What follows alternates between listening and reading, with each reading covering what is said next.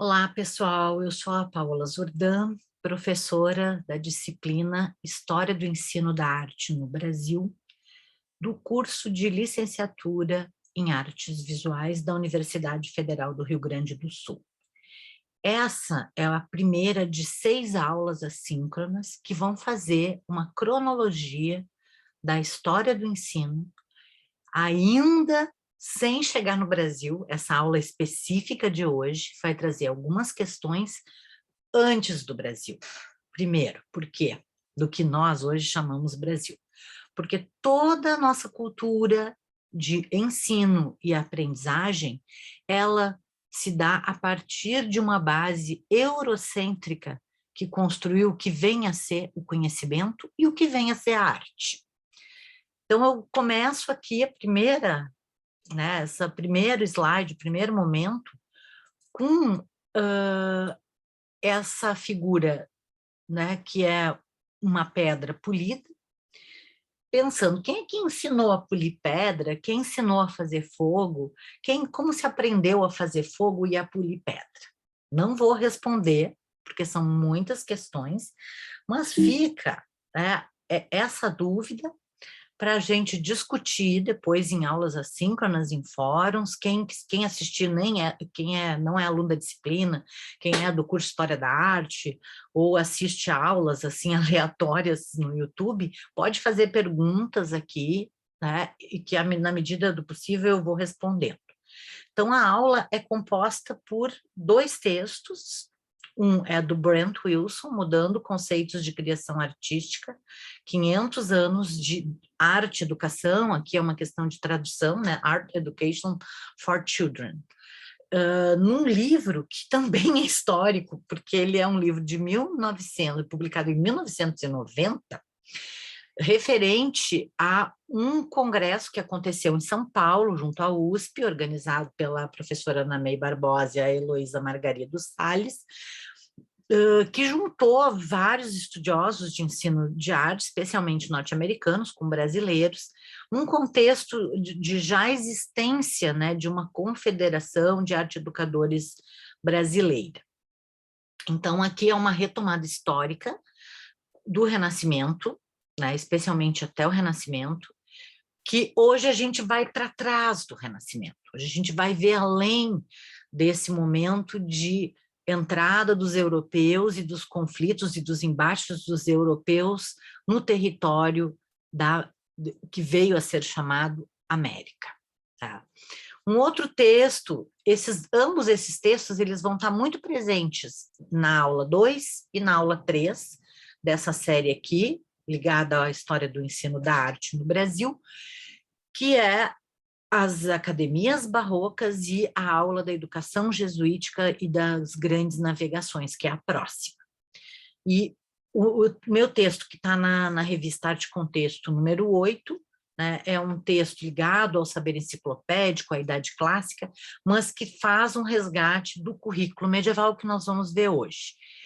E os percursos das artes plásticas, visuais, geologia de uma disciplina, coloca o problema do nome dessa área que se ensina, dessa área de artes visuais, plásticas, também chamada belas artes, pensando que o conceito de arte vai produzir aquilo que se entende como arte e o ensino de arte.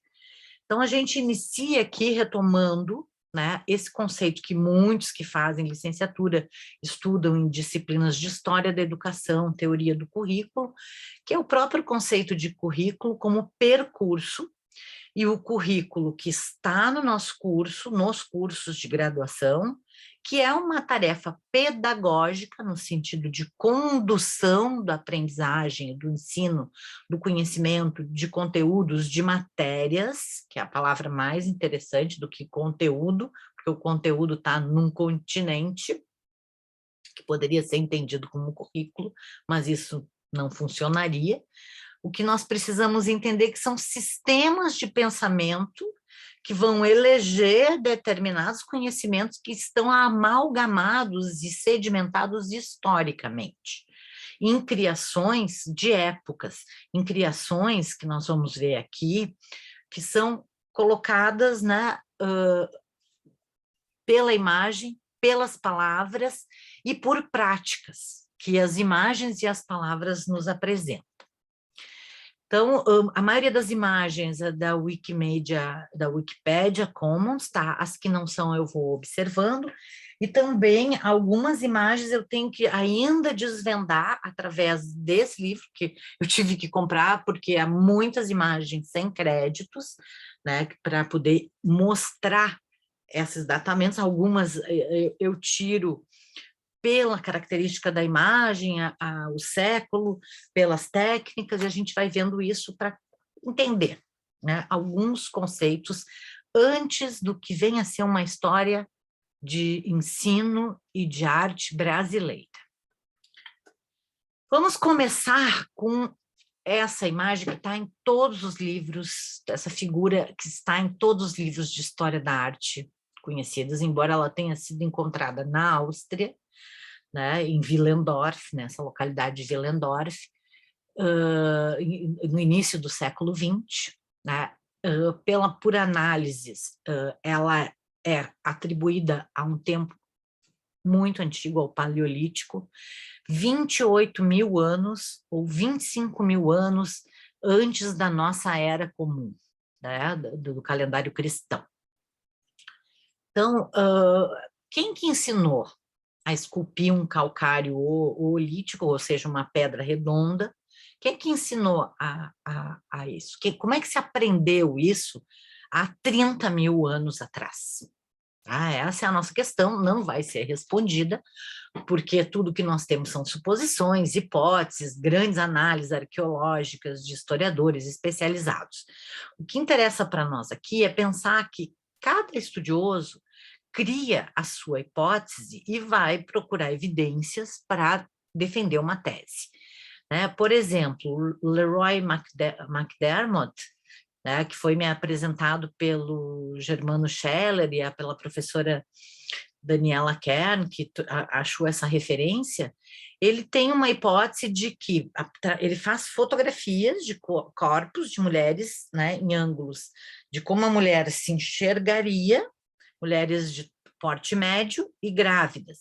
E ele chega à conclusão e faz fotos da própria estatueta, de réplicas da estatueta, de que a visão da mulher, do corpo da mulher sobre si mesma, resultaria nesse tipo de escultura, né? Então, há toda uma anamorfose, uma mudança da forma na tese do Leroy McDermott.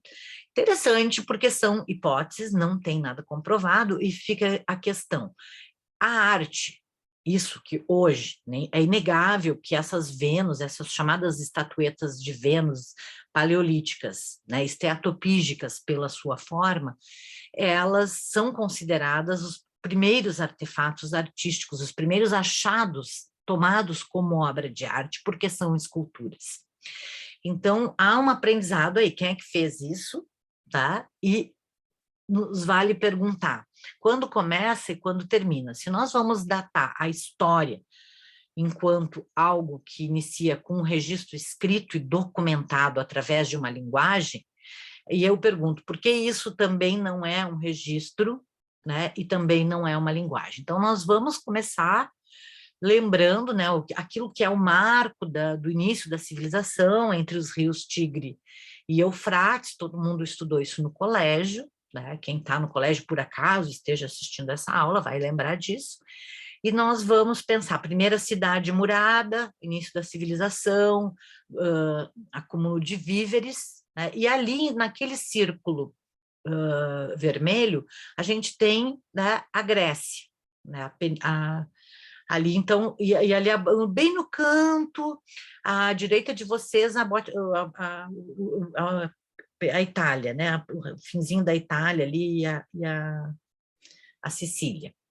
Então, só para a gente se situar geograficamente, então aqui o Oriente Médio, aquela data da civilização que adquire glifos e gráficos para utilizar, é uma civilização que depois vai se tornando aquela civilização do signo, né?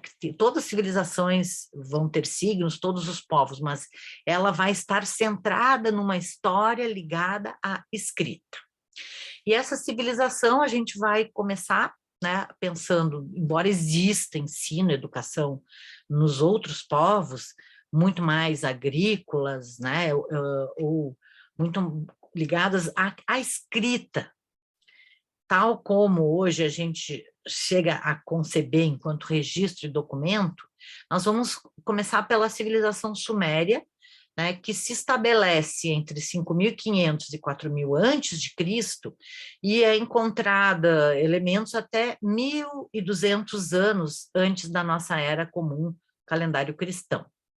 Esse baixo relevo, ninguém tem exatamente a data, mas seria 3.000 anos antes de Cristo, ou seja, um baixo relevo, né, de 5.000 anos atrás, tá?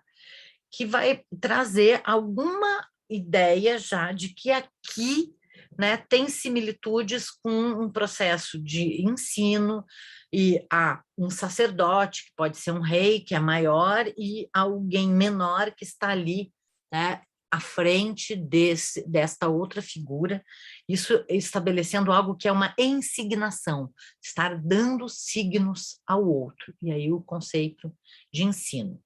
2.000 antes de Cristo, foi escavado, né, nesse lugar, entre os rios, entre essa região, entre os rios Tigres e Eufrates, esse espaço que, pela localização, é pensado e é dito como uma sala de aula, onde, né, o que hoje a gente chama estudante, estariam ali aprendendo algo que é ensignado. Então, aqui no período, exatamente aqui onde tem esse quadrado aqui no mapa dessas civilizações, entre a Síria, a Acádia, a Suméria, né, vão ser encontrados, então, os registros escritos com narrativas, como, por exemplo, a epopeia de Gilgamesh, né, numa tabuleta de barro, por volta de 1.200 a.C., na região da Acádia, ou então, por volta de 2.600 a.C., já registros com escrita cuneiforme em placas de barro, de argila, que vão designar trocas de escravos, relações comerciais, contratos, uma série de documentos de transações comerciais ou então contábeis, né? Essa aqui é uma placa mais antiga, e ainda a hipótese de que o registro numérico teria vindo antes do registro gramatical, né, da relação alfabética.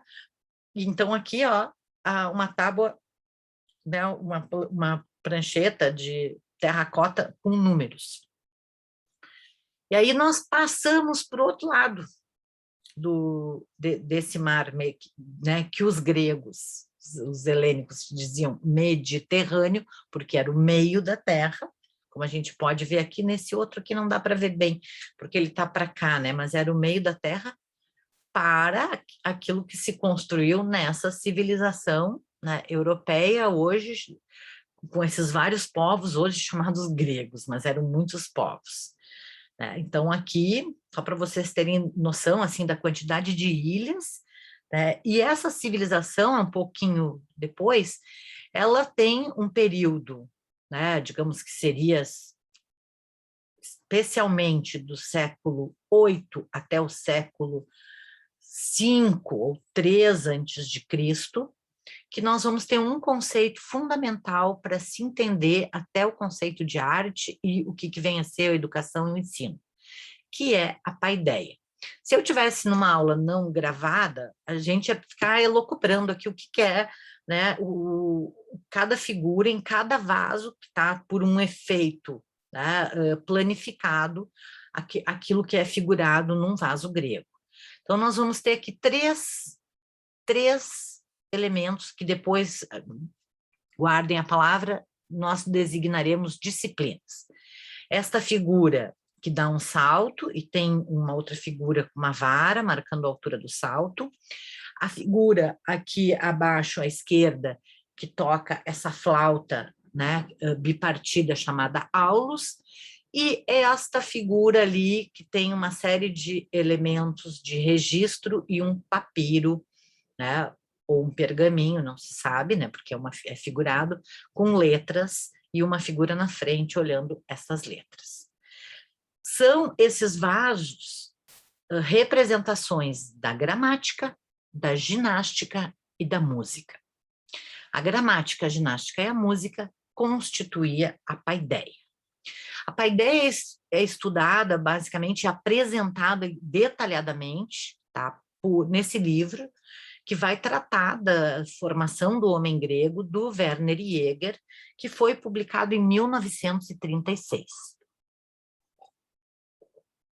A PAN é o todo, né? E a ideia já vem dizer de um próprio conceito, de uma própria força virtual, que não se traduz em coisas mensuráveis, que era a ideia de construir o homem, como um cidadão, né? Desde o século V a.C., a civilização helênica, que vem da civilização micênica, creto-micênica, vai construindo um conceito que é a polis, que é a cidade murada, tal como na Mesopotâmia.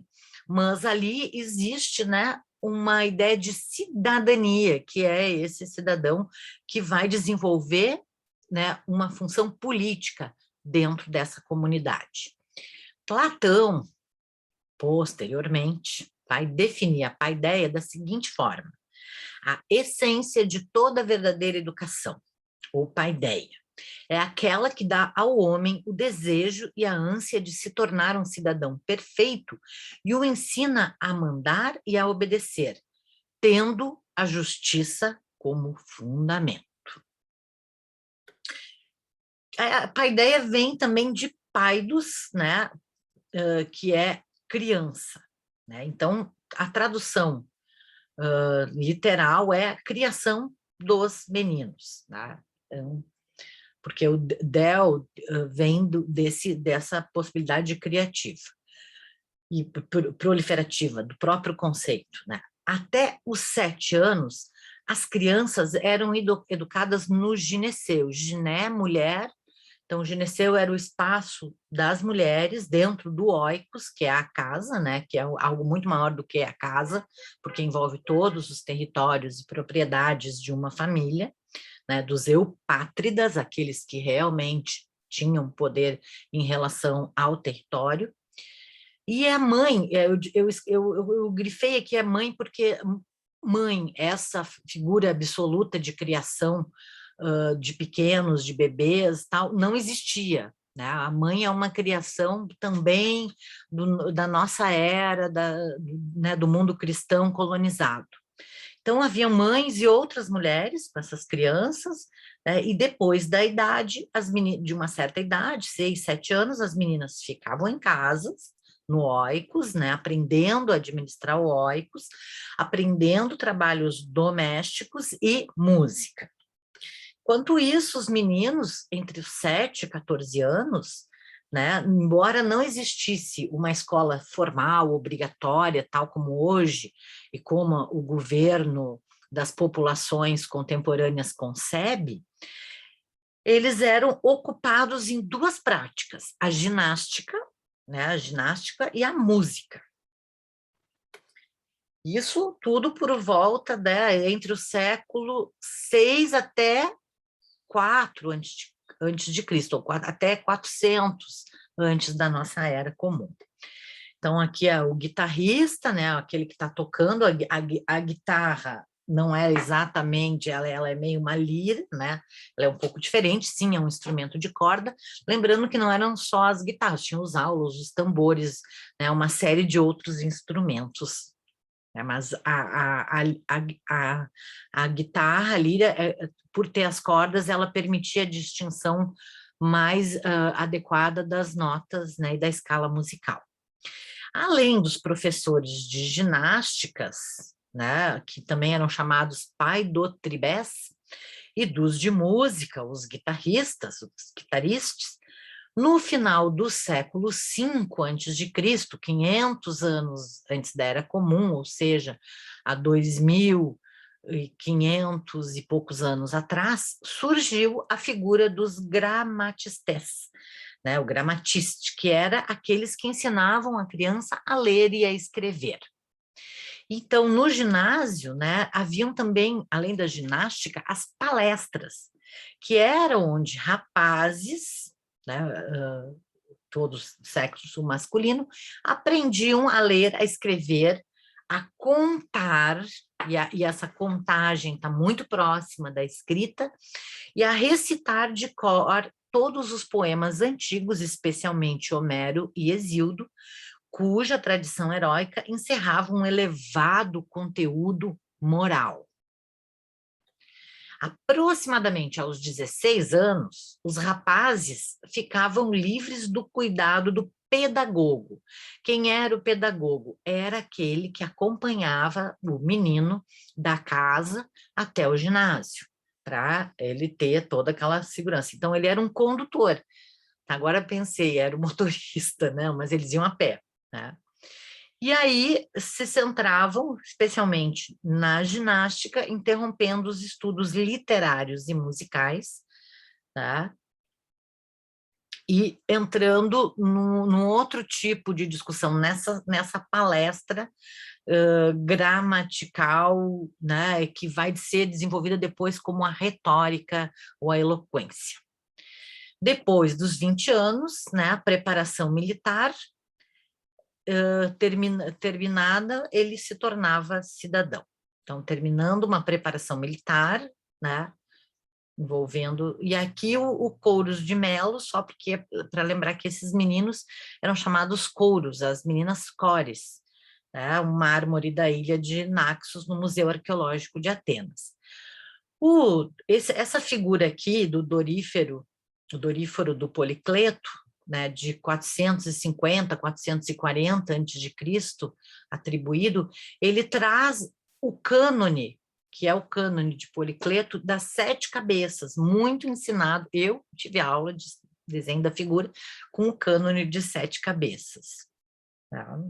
Então, aqui eu trago, porque é essa figura do doríforo que vai mostrar que, mais do que a honra, o que se pretendia com a paideia era alcançar a excelência física e moral. Os atributos que o homem devia procurar realizar em toda a sua vida são a beleza, o kalos, e a bondade, kagatos. Então, era kagateia, né? Que eles diziam como esse ideal de vida, que é o que Foucault depois, né, no uso dos prazeres e no cuidado de si, História da Sexualidade 1 e 2, vai trabalhar como a vida, né, no conceito nietzschiano da vida como obra de arte, que são retomadas, né, contemporâneas disso que a gente pode entender como uma sese, né, de uma formação de si, que é uma estética de existência. E essa estética existencial, né, estésio era aquele vento que soprava do Mediterrâneo e devia ser muito forte, né, então que deixava a... Então, e a deusa Atenas, que é a deusa Atena, que era a deusa da cidade de Atenas, estava no Partenon. Essa aqui é uma réplica, tá, do original do Fídias, que é atribuído a... Fídias é um escultor que viveu 5 séculos antes da Era Comum. Essa escultura originalmente teria 12 metros de altura dentro do templo, como vários deuses dentro dos seus templos, né? Então, o ideal o ideal moral que envolveria, assim, né, era algo que pode ser traduzido como nobreza, que era arete, que envolve os poemas homéricos, que ninguém sabe exatamente de quando são datados, entre o século IX até o século VII pode ter vivido Homero. Então, essa nobreza, que era o objetivo final da paideia, envolvia conjuntos de qualidades que não separavam o físico do espiritual ou intelectual, no qual se relacionava com a eloquência e a capacidade argutiva do cidadão, e uma moral, e essa moral é muito diferente da moral que vai ser construída depois, lá no mundo colonial. É uma moral que é uma bravura, uma coragem, uma força, uma destreza em relação ao mundo natural e ao inimigo. Ou seja, a Arete era também uma certa heroicidade para o Jäger, né? Já outros autores vão entender isso como uma estilística e uma estética existencial. Eu escolhi a Palas Athena aqui para esse slide porque eu desconstruo ela, né, na minha própria tese de doutorado, porque ela se torna a efígie da educação. Muitas universidades têm, né, um perfil com elmo que é relacionado a essa deusa, que é uma deusa da técnica, Atena ou Minerva. Então, como seria uma educação? Acho que a nossa questão com Afrodite, com Vênus.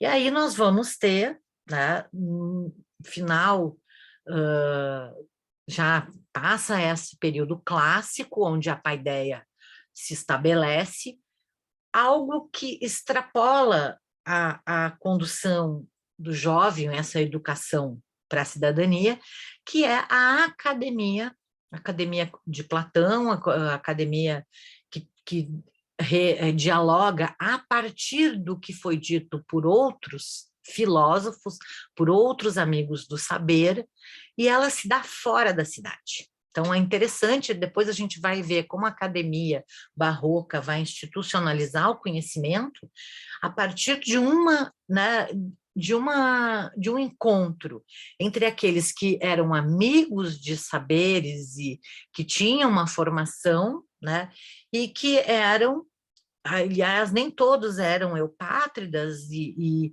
que eram academos, né? O demos tem uma relação com o povo, como a gente sabe, demo, né, é povo, e acontecia num bosque de oliveiras, né? E academos era o cidadão presumidamente dono daquele bosque com oliveiras, plátanos e árvores, onde se reuniam para desenvolver os conceitos e criar os seus diálogos, né? Especialmente todos eles registrados por Platão. E aqui isso perdura, né? O mosaico de Pompeia é aquela cidade, né, que deixou todas sem, por ter sido soterrada, muitas obras intactas pelo tempo, porque só foi descoberta há menos de 200 anos atrás. Então, uma academia de Platão, né, fora dos muros da cidade, onde os filósofos se reuniam para, né, pensando hoje com o que é a filosofia do Gilles Deleuze e do Félix Guattari, criar conceitos dialogicamente. Mais tarde, tá, entre o século 3 a.C., 2 a 3 a.C., até os primeiros séculos da nossa Era Comum, se estabelece, a partir das conquistas de Alexandre e da Macedônia, o que vai perdurar por muito tempo e que se reconhece como a cultura alexandrina. Alexandre faz muitas conquistas, né? E em a cidade, uma cidade no norte da África, no que seriam né, regiões ali hoje egípcias, hoje, né, do estado do Egito, a cidade de Alexandria. Então, a Alexandria também teve, e aí há muitas elucubrações, uma biblioteca, que foi a biblioteca que mais juntou conhecimento de todas as civilizações e povos do mundo antigo. Também é chamada cultura ptolomaica. Ptolomeu é um nome bem comum, mas porque há toda uma visão de mundo de Ptolomeu que estava, né, disseminada por esses papers, esses papiros desse momento, né, desses últimos séculos, antes do que a gente conta como era comum do nosso atual calendário. Aqui eu trago 2 moedas com a efígie do Alexandre e um papiro, né? Então, o que sobrou né? Há muitas hipóteses que a biblioteca tenha sido destruída no ano de 48, numa luta com o próprio Júlio César. Outros dizem que foram seitas islâmicas, dizendo que aquilo não estava no Alcorão, então tinha que ser queimado, que a biblioteca serviu como lenha para vários povos, mas o que interessa é o seguinte, aqui que a gente tem que balizar e que tem a ver com a educação e com o ensino. O papiro, aquilo que está em papel, se esfacela. A moeda, o metal, permanece. Então, alguns materiais vão ser documentos mais duradouros. Mas o papel, para ele se manter, ele tem que ser constantemente, né, reescrito, redesenhado, registrado. Então, isso vai mudar totalmente as relações de conhecimento. E o que fica da cultura alexandrina e da cultura ptolomaica até o iluminismo, até o século XVIII, ou seja, 300 anos atrás, pouco menos de 300 anos atrás, é um conceito de arte que tem a ver com qualquer procedimento humano que produz um resultado distinto da natureza, né, e que depois vem a ser um saber, um campo de saber específico. Então, nós vamos ter a ars judicandes para o que vem a ser o direito, a ars erótica, né, como práticas corporais e até isso muito ligada ao, Michel Foucault vai dizer, a um saber que é oriental. A ars bélica, que é a estratégia militar, né? A própria ars moralis, que é o desenvolvimento do caráter, a medicina, a arquitetura, que depois eu vou mostrar como é que ela vai aparecer, e a própria oratória ou retórica.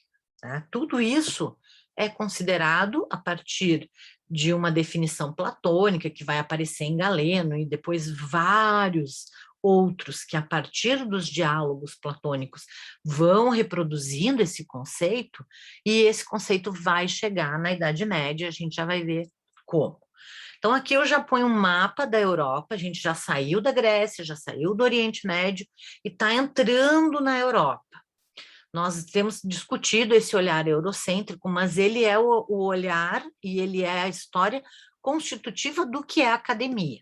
Então, preste atenção aqui na Gália, na Espanha, na Itália, todos esses, né, menos aqui, esse aqui é um mapa do Império Romano, tá?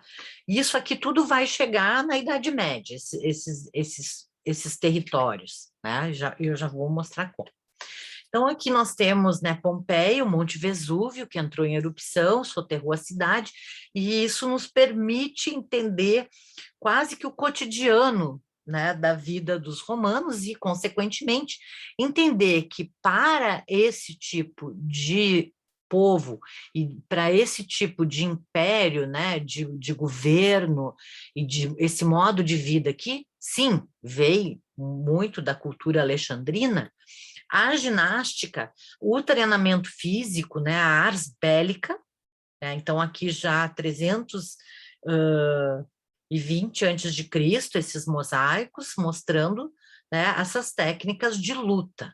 Então, o que vem a ser as artes marciais, as artes do deus Marte, que era chamado de Ares para os gregos.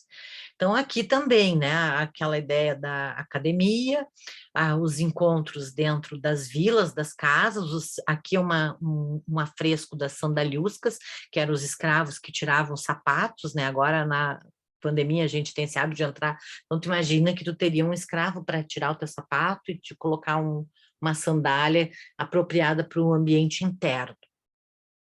E aqui embaixo os relevos também, já com, né, papiros. Esse aqui ainda entra numa lógica de que até a merendeira, né, levava, mas não é a merendeira. Eram essas lousas que, diferente dos gregos que eram pedras,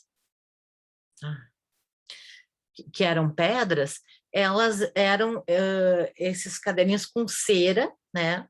E esse tipo de registro depois passava a algo quente, a cera derretia, então tu tinha registros e ainda podia fazer uma se tivesse um papel mais fino, né, ainda não tinha, mas na China já existia um papel mais fino nesse período, nesses primeiros séculos da nossa era. Não sei o quanto eles conseguiam um papel mais fino para poder registrar, tá? Mas, em geral, é um papiro mais grosso ainda nesse período. Bom, toda a história das ferramentas, dos instrumentos gráficos e dos suportes se relaciona com a história da arte e com a história do ensino, porque a gente vai ter, né, toda uma consonância de olhem essa ponta, ela é muito mais fina, né, e vai possibilitar muito mais registro do que uma pedra sobre outra pedra. Então, aqui as ruínas, né, do Império Romano, esse aqui é o Fórum em Roma, tá? A imagem da Wikipédia, e aí, por que eu trago a ruína? Porque todas essas pedras, de todos esses templos, de todas essas vilas, elas vão ser matéria-prima, porque elas já estão cortadas, olhem aqui embaixo, né? Para construções do que a gente hoje chama período medievo, né?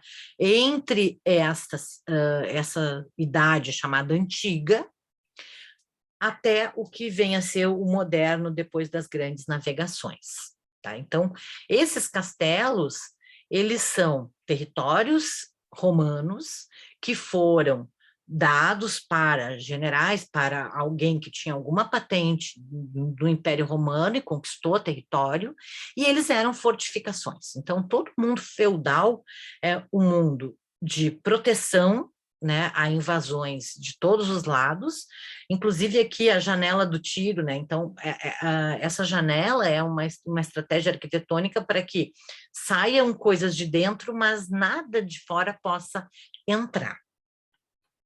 Então, aqui, por exemplo, um castelo, né, do século IX, desculpa, do século XI, né, em Warwick, na Inglaterra, né, é um dos castelos do William, o Conquistador, que vem da Saxônia, né? Então, só para a gente pensar que esse castelo, ele não é uma moradia, ele é uma fortificação, ele tem toda uma relação, né, entre pessoas e tudo que é tipo de gente, toda uma comunidade.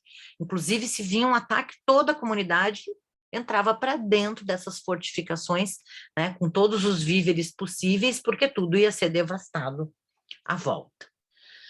Então, aqui já a Europa medieval, vocês vão ver que já existe o Reino da França, tá? O Paris está lá em cima, porque é a partir, né, desse século X até o século XIV, que nós vamos ver, né, em alguns elementos, um renascimento, que não é exatamente o renascimento moderno do século XIV em diante, mas um certo renascimento, especialmente no século VIII, de textos e clássicos através de um resgate daquilo que é a cultura alexandrina. Então, são vários códex, que são aqueles livros, né, que não são mais livros em rolo, que vão sendo costurados página a página, fazendo relatos, né, dessas conquistas. Então, são, por exemplo, o Codex Manesse, são as canções manuscritas de Heidelberg, do século XIII, contando feitos de cavalaria, de conquistas, inclusive criando um tipo de relação romântica, né, entre a mulher, o cavaleiro, e também as lutas de cavalaria, né? Então, isso é um tipo. E, ao mesmo tempo, século XII, né, 1151, nós vamos ter monjas, como a Hildegard Bingen, que estão escrevendo, que estão pregando, que estão andando, né, numa rede, porque é um momento em que aqueles feudos, né, fechados aos conquistadores, eles começam a criar uma série de relações de troca e comerciais, né? Então, ela escreve aqui, ela mesma se retrata, observem a planilha para fazer o manuscrito, né? Os instrumentos, ela mesma, inspirada por Deus, ela vai produzir esse livro, né? Chamados Libercívias, que é Conhece os Caminhos do Senhor. No século XIII, nós vamos ter um concílio muito rígido, que inclusive vai iniciar uma perseguição judaica muito grave, né, a partir de uma das diásporas. Então, esses judeus, esses ciganos que estão chegando na Europa no século XII, século X, né, por invasões otomanas de outros povos orientais, especialmente as invasões mongóis, eles vão trazer outros tipos de conhecimento, vai haver uma troca, né? E aí há uma absorção. A Bingen, ela faz esse desenho da igreja sucedendo a sinagoga e o quanto o conhecimento das escrituras, da Torá, vai sendo assimilado, e aí começa o que hoje a gente entende como a Cabala. Né? Há um sincretismo. Então, é interessante, né, esse abraço da igreja a esse conhecimento semítico mais arcaico. Só que no século XIII, aqui a gente vai ter uma imagem, né, de universidade, que está ligada, né, ao século XII, onde as mulheres estão junto com os homens. No século XIII, além de todo um prenúncio do que vem a ser a Inquisição e a perseguição pela igreja cristã, né, única por enquanto, há também essa separação e esse confinamento, né, as mulheres passam a ser, como é que se diz, reclusas.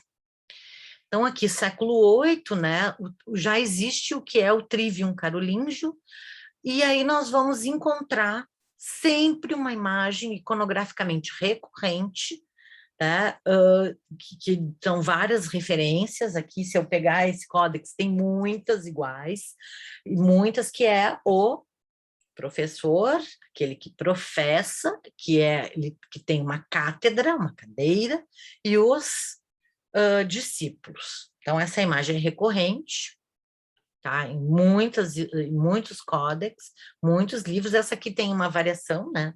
Porque tem um outro atrás.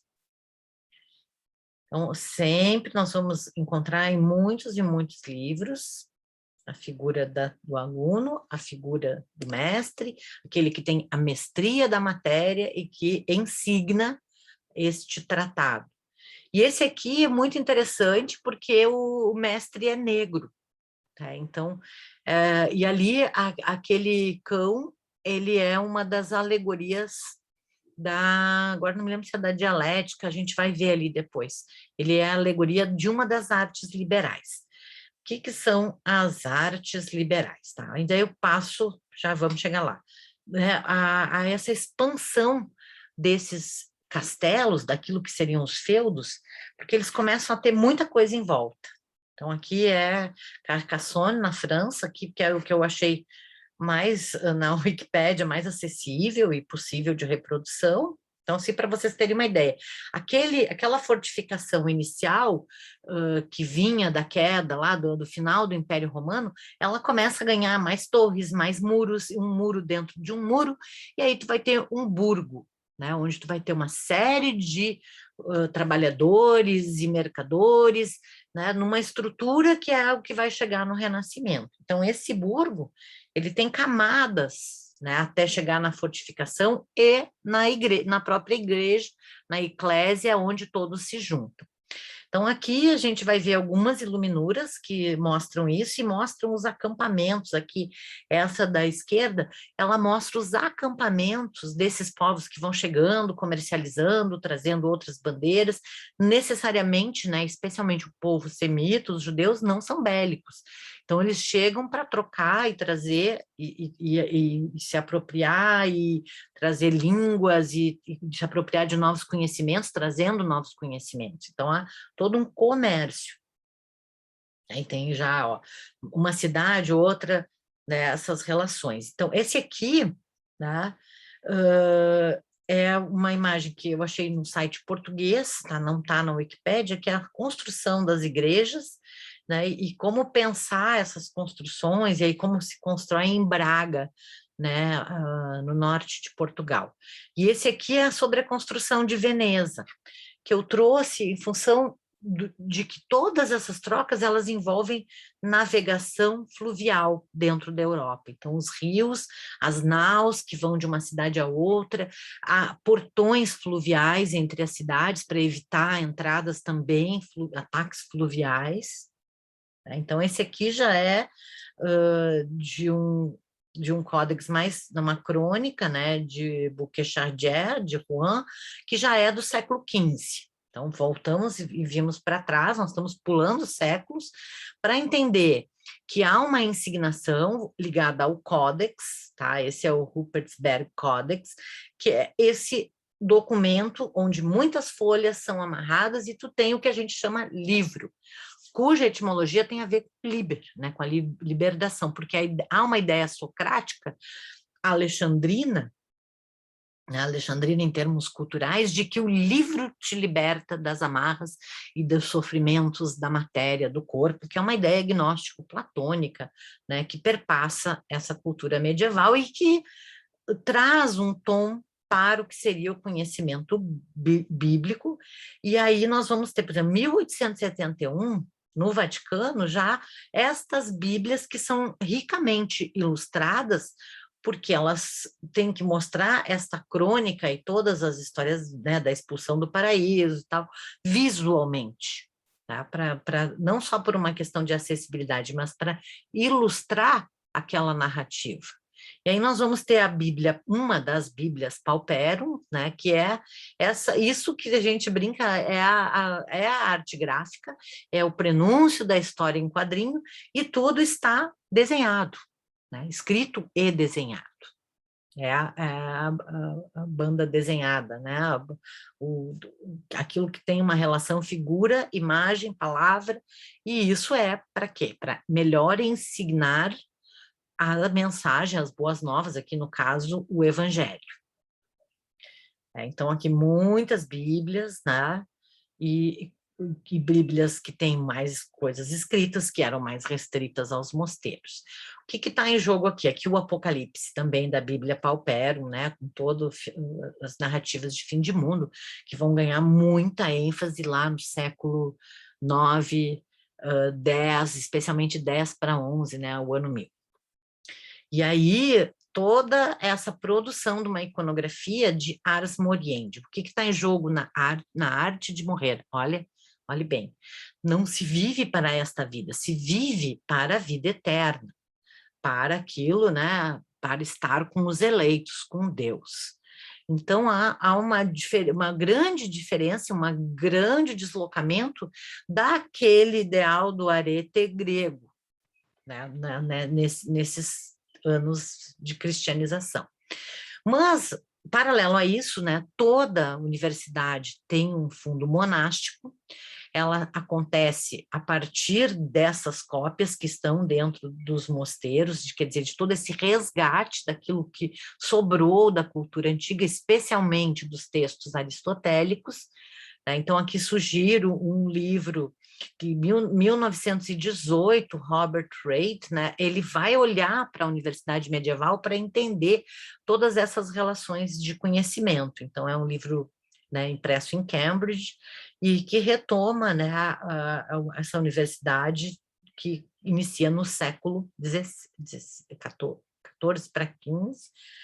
14 eu acho que é a de Nuremberg. Agora, não fiz uma aula sobre história da universidade, mas tem essa linha de tempo também.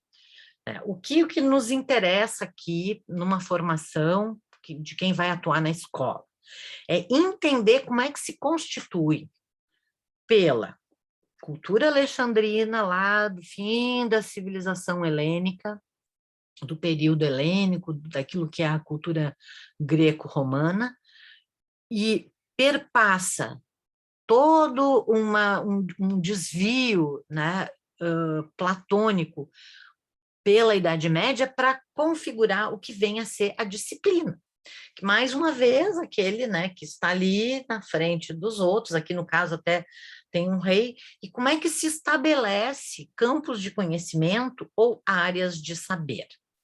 Né? Um livro que é uma referência é o Didascalion, do Hugo de São Vítor, lá do final do século XI, início do século XII, né, que o próprio conceito de estudo, de estúdio e de entender a legenda, a lenda, ou seja, traduzir aquilo que está no livro, no códex, é algo que tem que ser estruturado em termos de disciplinas que vão separar os conhecimentos. E isso vinha desde Ptolomeu, né? Mas no Didascalion, especialmente no que se chama escolástica, ou seja, a criação de uma escola, as disciplinas principais são a gramática, já vimos lá na Paideia, a dialética, no sentido aristotélico e com herança platônica, e a lógica, essa sim, extremamente aristotélica.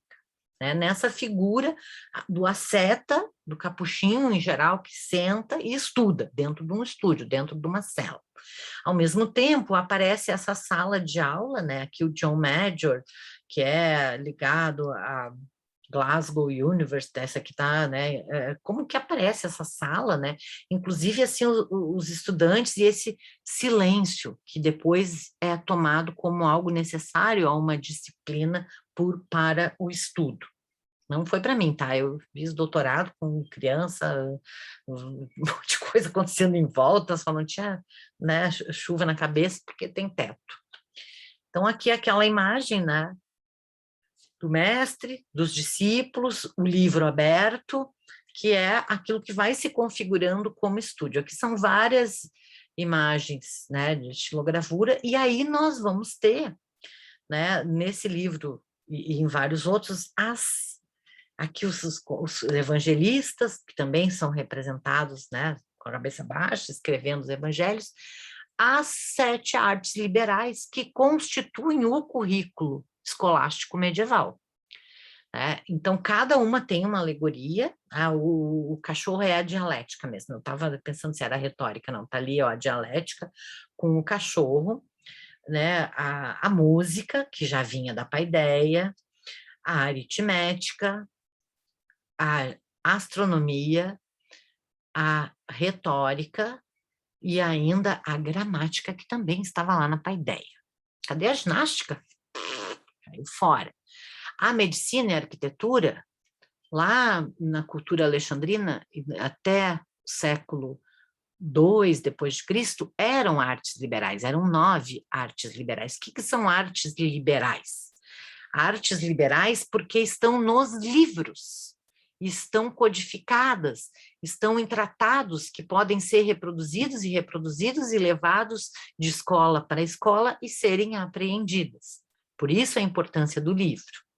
Então, a gente tem no currículo medieval o que vem a ser a escolástica, tendo como principal autor, né, o São Tomé e Tomás de Aquino, e o tomismo e as artes liberais. O trivium, que tem a ver com essa formação moral desde a paideia, envolve a retórica, a gramática e a lógica ou a dialética, tal como Aristóteles a desenvolve.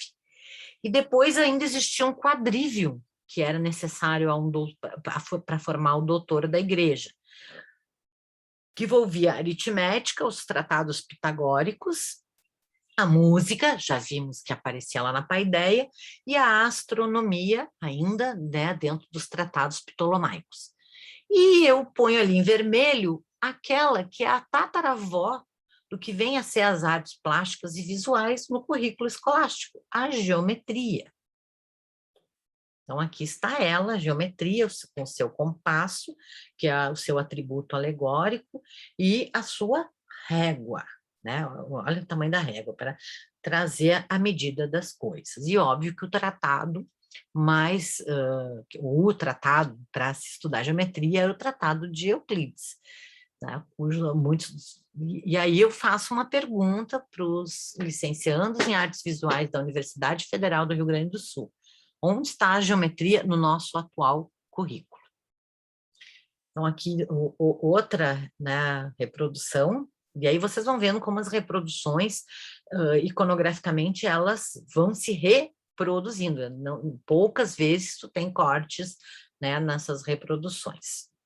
Então, aqui, né, iluminuras de início de capítulo que trazem a geometria, que são essas abstrações em torno da natureza, que é a própria natureza geométrica, né? Então, é um pedacinho de iluminura, né, é uma letra capitular, num tratado dos elementos de Euclides, né, que está na British Library, mas foi produzida em Paris. Então, aqui é o Deus Geômetra também, né, uma iluminura do século XIII. E aí eu trago aqui uma igreja francesa. Bom, então tá, nós temos aqui todo um conhecimento artístico dentro dos livros, livresco, que está dentro da escolástica. E aí, quem é que produziu, por exemplo, uma catedral aqui da Baixa Idade Média, né? Quem que fez isso? Foram os doutores da igreja, os scholars? Não, né? São aqueles que sim praticaram uma arte que se chama Ars Reales, que é a arquitetura. E eu vou usar o exemplo, a Catedral de Chartres, que é a famosa catedral que tem um labirinto no chão, que aqui eu achei um corte, né, dessa catedral. Então, a catedral, o desenho, né, são né, produções que envolvem muitas pessoas, muitos artesãos, e elas vão, aqui é uma vista dela, né, na Wikicommons, olha o tamanho, né, então, assim, ela é construída entre, não estou conseguindo enxergar aqui o ano exato, tá, a gravação aqui cobriu, mas todas as catedrais góticas ali, 1200 até 1300, sendo terminadas até 1400. Tá? Aqui a entrada. Bom, o que a gente tem aqui? Escultura, entalhe. Olhem só, isso não é arte? Ah, mas quem são esses artistas? Diferente lá na Grécia, que a gente conhece o Fídias, o Policleto, quem fez as iluminúrias? A gente sabe de onde está o códex, em que mosteiro, hoje onde está, consegue identificar alguma biblioteca, e muitos estão assim espalhados pelos Pinterest da vida, sem referência nenhuma, mas aqui a gente não tem um artista. Tem uma catedral, no caso, na cidade de Chartres, os vitrôs, tem todo um conhecimento que envolve essa arte que realiza, que é a arquitetura, a ars reales, e que implica uma arte liberal, que tem tratados, que é a geometria, que era necessária abstratamente para a formação de um doutor da igreja. Quem é que ensina e aprende isto? São as guildas, as corporações de ofício, ou os companhages, como diziam na França, as companhias, né? Os companheiros. Então, eram mestres que tinham domínio de alguma técnica, assim, juntamente com seus aprendizes, podiam ser os canteiros, que sabiam fazer os cantos das pedras, os carpinteiros, os marceneiros, os entalhadores, os vitralistas, os escultores, os fundidores, os serralheiros, os ceramistas, os pintores, os gravadores, os gomeiros e até os sapateiros. Os gomeiros, aqueles que faziam as gomas, as colas, né? Então, essas companhias, elas perpassam todo esse período, né? E elas têm um saber que não é letrado, ou seja, não são artes liberais, é o que, na distinção aristotélica, seriam as técnicas ou as artes aplicadas. Guardem essa definição de companhias, de guildas, corporações de ofícios, porque depois, no mundo colonial, a gente vai ver na próxima aula, isso vai chegar, né, na educação jesuítica, no Brasil. Então, é muito importante isso, e depois isso vai se separar a arte, né, enquanto essa arte real e as artes liberais, todas integradas numa eclésia, numa igreja, numa comunidade, num burgo, isso vai se separar, né, de uma forma muito radical depois do Renascimento. O Brent Wilson, no texto, vai falar das crianças de Mercúrio, aqui é uma xilogravura, e aí eu falo da gravura como algo que não tinha o status de artes, mas, ao mesmo tempo, ela está ligada à produção de luminuras, e né, aqui, então, a xilogravura, e as crianças de Mercúrio são essas que trabalham com as mãos, vejam ali, o cavalete de pintura, os copistas, né, os escultores, os entalhadores. E aqui, até o século XVI, não há uma distinção clara entre um artesão, o artífice e o artista, como a historiografia da arte moderna vem a entender. Isso é bem importante em termos de ensino, de ensignação. Né? Então, aqui o Jean Mielot, traduzindo do latim para o francês, né, os milagres de Nossa Senhora. Então, aí aqui, claro, tem a minha paixão por mariologia né, e marianismo, mas e toda uma questão, né, do viés mariano nessas produções. Mas aqui vocês veem que essa técnica do grafite, de usar o cinza, é algo que vai aparecer já no século XV, tá? Então, essa imagem desse copista, vejam a maneira que copia, ela vai estar no cotidiano e vai ser, o copista necessariamente não é aquele que tem a mestria da matéria que ele copia. Então, para não dizer que tudo são só monges, né, e capuchinhos e ordens religiosas, a Christine de Pizan, em Paris, século XV, 1410, 1412, era uma escritora, assim como a Hildegard de Bingen, né?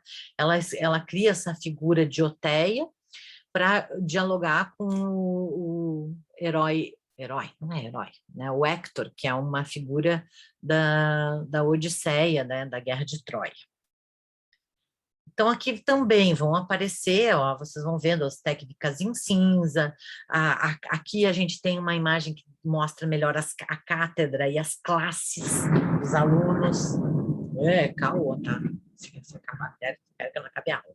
Esse aqui, então, ó, já é uma imagem pela perspectiva, pelo tratamento da cor, pelo tratamento das figuras do século XV. E vejam aqui o que modifica. A quantidade de livros que tem dentro de uma classe na frente de um professor catedrático. Tá?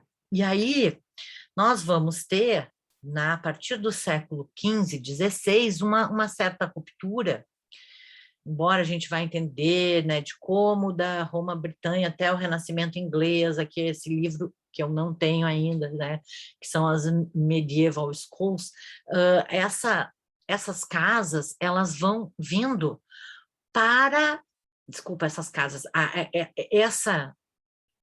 esse ensino, ele está indo para dentro de casa, para classes menores, está saindo dos mosteiros e começa a aparecer, então, aquilo que é a alfabetização infantil, a necessidade das crianças saberem ler e escrever desde cedo, tá? Isso já no Renascimento europeu, já no início do mundo colonial, a fim de que consigam cuidar dos seus documentos relativos à propriedade privada, então aquilo que era um feudo, que tinha um senhor, mas tinha uma série de pessoas usufruindo dos espaços numa cidade com muitos segmentos e muros, começa a ser escriturado.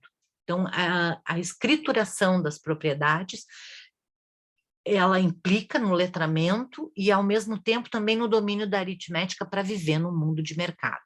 Então, esse tipo de devir histórico vai produzir o que vem a ser a escola, né? Aqui uma sala de aula medieval, catedrático, com seus estudantes, tá? Esse aqui não tenho, além do link, a referência do manuscrito. E aí também a sectarização, né, das monjas e dos monges, e isso a partir do século XIII, especialmente, mas depois, né, com o barroco, o iluminismo, as mulheres voltam. E aqui, então, já doutores que necessariamente, né, não têm uma formação eclesiástica, que vão, a partir do século XVI, vão começar a existir escolas que permitem a entrada de estudiosos que não terão uma formação eclesiástica. Então, aqui Cantos Reais, esse aqui na Biblioteca Nacional da França, aqui. Então, para vocês terem sempre essa visão, né? O catedrático, as classes e sempre o livro.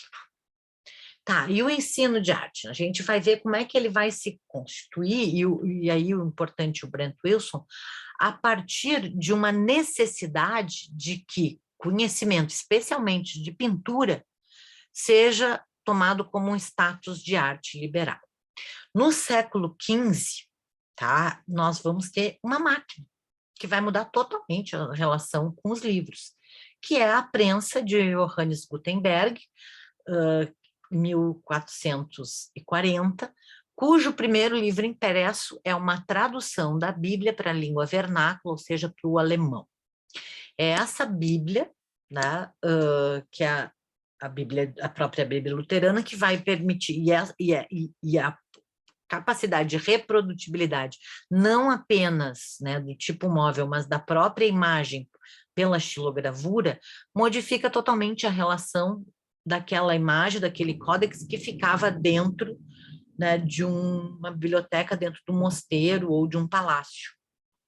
Então, aqui tem um paper muito interessante chamado Memória do Patrimônio das Artes Gráficas, Perspectiva Histórica da Encadernação, sobre o olhar dos instrumentos e máquinas, né, desse brasileiro, que é o Ronaldo André Rodrigues da Silva, que traz toda uma série de estilogravuras que vão mostrar todas as etapas de construção do livro já sendo impresso. Então, aqui a prensa, os cortes, os carimbos que vão trazer, já vou mostrar como a cor para dentro da gravura, né? Então, todo esse processo de construção, desenho, gravação, organização dos tipos móveis para que se chegue no livro, e que é um elemento daquilo que até o Barroco vai aparecer como as crianças de Mercúrio. Então, aqui é mais uma imagem, né? Vocês vão encontrar muitas versões das crianças de Mercúrio.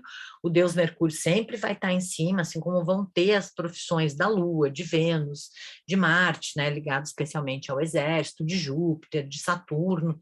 Todos os 7 céus de Ptolomeu, os 7 planetas, tudo está em relação. Então, esses ofícios, incluindo a música, ou seja, as artes vão entrar, né, no que antigamente era Apolo, e Apolo fica com a retórica, com a fala, com o canto, né, e com a voz. E as mãos ficam com Mercúrio, são atribuídas, tudo que passa pela mão é de Mercúrio. Então, aqui passo, apesar de tudo isso, voltam, né, as questões bíblicas, as moriendes aqui, então, impressa, a Bíblia Pauperum em xilogravura também, já com tipos móveis, então, do manuscrito, e ainda, né, apesar de toda o conhecimento, de todo o sincretismo que o fim da Idade Média vai passar por encontros de povos distintos, ainda assim, né, nós vamos ter o assombro do demônio, a ideia do céu e do inferno, do bem e do mal, né, dessa narrativa opositória, binária, que tanto subjetiva a humanidade, especialmente a humanidade que está presa numa matriz, né, de narrativas e de mitos europeia. Então, aqui, ó, vejam, é uma gravura muito parecida, só para vocês entenderem, da de Ars Moriendi, com as tentações demoníacas, né, o mesmo tema, com algumas distinções. Aquele ali tem mais anjos, mas não tem o Jesus na cruz, mas tem o Espírito Santo, e esse aqui é colorido com aqueles carimbos, né? Aqui aparece aquele que faz o... Cadê? Não é esse aqui, ó, o carimbo, que é aquele carimbo é o que vai colorindo gravura por gravura. Então, aqui as artes gráficas, aí aqui já uma imagem satírica, né, muito provável do século XVIII, do catedrático com as crianças. Isso já é um indício de como a educação voltada para as crianças, que vai começar a surgir a partir do século XVII, a gente vai ver isso posteriormente, ela se estabelece de uma outra forma do que a educação ou o doutoramento escolástico medieval. Né? Então, no texto Brent Wilson, que eu sugiro a leitura, né, Giovanni Paulo Lomasso vai escrever um tratado da arte da pintura. E quando tu faz um tratado, tu já está criando um livro, e há todo um apelo aqui, e aí ele faz uma análise muito interessante da deusa Atenas, tem o deus Mercúrio, de como, por esta representação visual, a pintura se condigna a se transformar ou ter o mesmo status curricular de uma das artes liberais. Né? E aí, isso aqui é o prenúncio da nossa terceira aula, que é a academicização desse saber, né? E como ele vai, sim, ganhar um status de arte tão importante quanto uma arte como a retórica, ou a gramática, ou a própria música. E eu termino com o ateliê do Courbet, né, que o Brent Wilson também vai mencionar, porque nessa pintura, século XIX, né, quando o artista já é entendido como esse artista no seu estúdio, inclusive a palavra ganhar a palavra estúdio para tirar do ateliê. Então, quem tiver interesse, eu tenho um artigo chamado Ateliê como Prática de Liberdade, que mostra a etimologia, a genealogia dessas diferenças entre laboratório, estúdio, oficina e ateliê. Então, aqui é o ateliê do artista, em Malherens, é uma pintura que está no Museu d'Orsay, e o que o Brent Wilson vai chamar atenção, né? Ali tem os pobres, os que encomendam a pintura, quer dizer, toda uma representação social, ou seja, dentro de um ateliê, toda a sociedade circula, e bem aqui à esquerda, no chão, perto, atrás da modelo, é possível ver uma criança desenhando. Então, se no século XIX a apresentação pictórica de uma criança que desenha dentro de um ateliê, isso já há um indício de que esta criança está apreendendo, né, algo em relação à pintura e ao próprio artista. Então, fica, né, aqui a dica. A aula também teve alguns sites, né, vão ficar aqui gravados. Eu estou com um problema, tá, para quem assistir a aula hoje de noite, eu estou com um problema de teclado, então eu não consegui colar essas referências aqui lá no Moodle da disciplina, não consegui nem colar, eu vou ter que mandar tudo por sala de aula virtual, então agradeço a paciência, tá? Vamos seguir então com as próximas aulas. As grandes navegações e educação jesuítica, as academias de belas artes, então vão ter movimentos anacrônicos que hoje a gente fez uma grande passagem de tempo, praticamente, se considerar as Vênus pré-históricas até o Renascimento, nós fizemos aí quase 25 mil anos, né? Então, para poder entender o que se constrói em termos de civilização, né, eurocêntrica, que está aí, né, nos dando hoje o que vem a ser o ensino de arte dentro de uma universidade, e aí o problema, né, que foi nomeada pelos portugueses brasileira. Então, muito obrigada. Qualquer dúvida, tá? Semana que vem, ou então quem não for matriculado da disciplina, pode deixar dúvidas aqui, que eu vou aprimorando e melhorando e respondendo. Muito obrigada.